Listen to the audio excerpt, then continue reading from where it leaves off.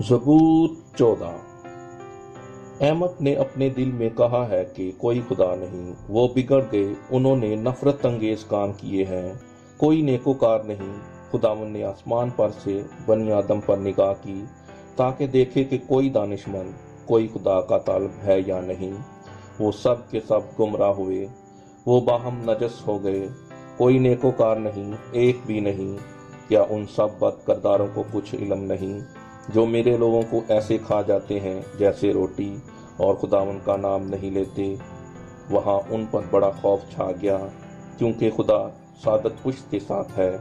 तुम गरीब की मशवरत की हंसी उड़ाते हो, इसलिए कि खुदावन उसकी पनाह है। काश के इसराइल की निजात सयून में से होती।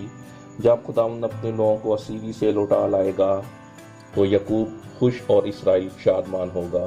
पाक कलाम के पढ़े और सुने जाने पर खुदावन की खास बरकत हो। आमीन।